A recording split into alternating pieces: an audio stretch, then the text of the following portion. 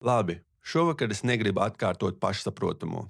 Jūs jau saprotat, kāpēc Gaza tika nodedzināta un kāpēc neviens neiejaucās. Nepieciešama teritorijas attīrīšana pirms infrastruktūras ienākšanas. Tagad svarīgākais ir nākamais ceturtdaļgadsimts, jo Pax Judaica tā ir administrācija, kas seko pēc tam. Ļaujiet man to pateikt lēni. Impērija 21. gadsimtā nav teritorija, tā ir caurplūsma. Tā ir koridoru suverenitāte. Ben-Guriona maršruts nav simboliska uzvara. Tas ir loģistikas singularitāte.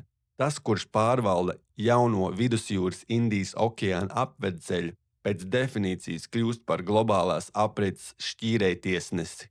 Tātad, kā izskatās nākamie 25 gadi, kad šī maršrutēšanas vara ir nostiprināta?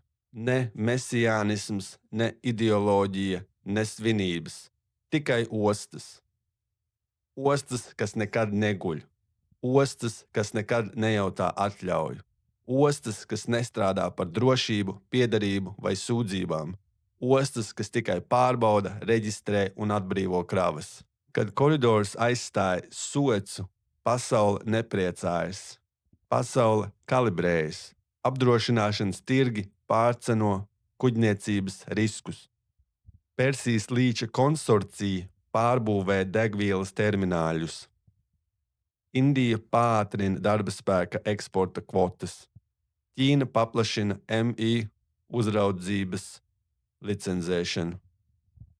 Amerikas Savienotās valstis izliekas par morālās atmiņas zudumu.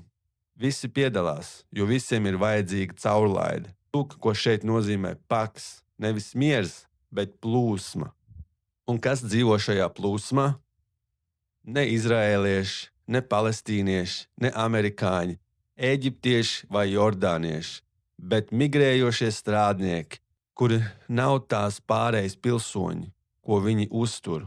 Miljoni nākamo 2 desmitgažu laikā. Indija smagajam ostu darbam, Filipīnas aprūpei, uzkopšanai, medicīniskai apkopei, Ķīna būvniecībai, Vietnama rotējošām dotstrādnieku brigādēm, Eritreja un Pakistāna sekundārajām apkopes vienībām. Viņi neprotestēs, jo nevar. Viņi tur nav, lai piederētu. Viņi tur ir, lai uzturētu plūsmu. Ļaujiet man pārfrāzēt. Pax Judaica neprasa lojalitāti. Tai nav vajadzīga patriotiska uzticība. Tai vajag paredzamus ķermeņus, bez bagāžas, bez balstiesībām, klusus. Ja Sueca bija impērijas aizdambējuma punkts, tad Ben-Gurions ir asinsrite, vielas hemodinamika, nevis kartes. To ir grūtāk gāzt, jo jūs nevarat bombardēt apriti, neiznīcinot savu importu grafiku. Tātad koridoru lielākais ģeopolitiskais ģēnijs nav piespiešana, bet nepieciešamība. Jūs to izmantosiet, jo jums tas būs jādara. Kas nodrošina šo nepieciešamību? Ne karavīri, ne karogi, ne varonīgi mīti, bet MI arbitrāža. Lūk, kā izskatās gadi, ja tos sadala skaidri. No 2030. līdz 2035. gadam čaulas nostiprināšana, austrumu termināļa betona pabeigšana, dziļūdens ieplūdes kalibrēšana, sarkanās jūras, vidusjūras apdrošināšanas arbitrāžas sākums. Sueca nolietojas, nevis sabrūk. Atveras pirmās rotējošās darba spēka apmetnes bez sašutuma, tikai celtņi. No 2035. līdz 2040. gadam uzraudzības integrācija, biometriskā marķēšana visos ieejas mezglos, mikroshēmu algu uzskaita nepilsoņu strādniekiem. Indijas okeāna pavadas maršruti tiek pārvadīti pēc aktuāru rīkojuma. Ķīnas MI loģistikas komplekss tiek iebūvēts visā izkraušanas staciju programmatūrā. Šajā brīdī Pax Judaica vairs nav nacionāla. Tā kļūst par infrastruktūru. No 2040. līdz 2045. gadam suverenitātes izšķīšana.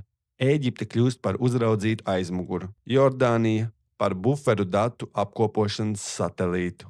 Kipra tiek pārbūvēta kā jūras kara ārkārtas piestātne. Saudi-Arābija apstiprina strādnieku pārvietošanas koridorus ar tehnoloģisko imunitāti, un visi ir apmierināti, jo visi pelna ne tīri, ne ētiski, bet droši. No 2045. līdz 50. gadam rituāls klusums. Nav kara, pret ko protestēt, ir tikai maršrutēšanas kavējumi.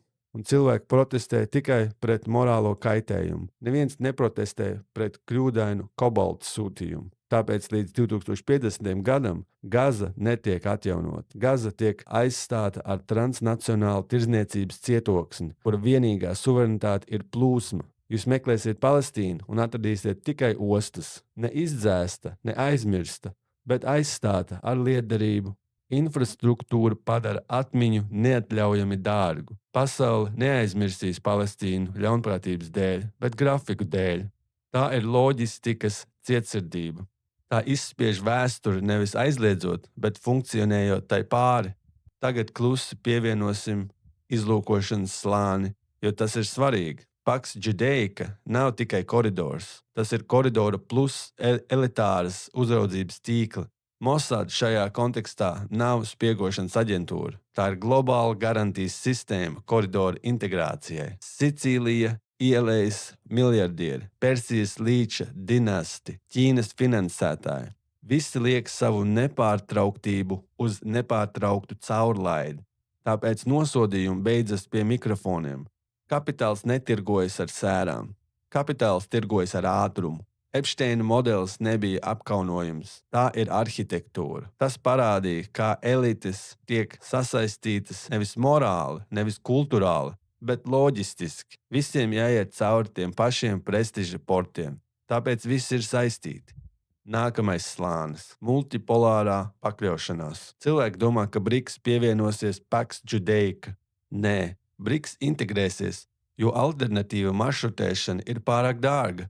Krievija iegūst enerģijas koridoru caur zonu, Ķīna iegūst būvniecības līgumus un klusas kapitāla daļas MI ostu kontrolē. Persijas līča monarhijas iegūst pielāgotu stabilizāciju un elites imunitāti. Visi iegūst mieru, neviens neiegūst taisnīgumu.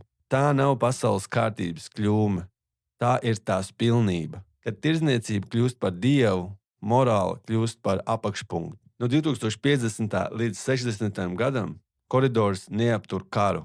Tas to padara novecojušu. Ne tāpēc, ka cilvēki kļūst laipni, bet tāpēc, ka loģistikas nervu centra bombardēšana soda uzbrucēju vairāk nekā mērķi. Nozars nevar sevi badināt, lai kaut ko pierādītu. Tāpēc Pax Judaica nav augstprātība, tas ir grafiks, tā ir tranzīta kalendarizācija 48 mēnešu kuģniecības ciklos.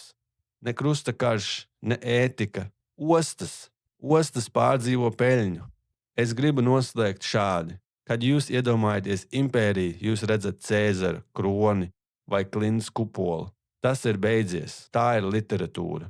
Pax Judaica ir klusāka, blīvāka, procedūlāka. Nākamie 25 gadi neatklās triumfējušu Izraēlu.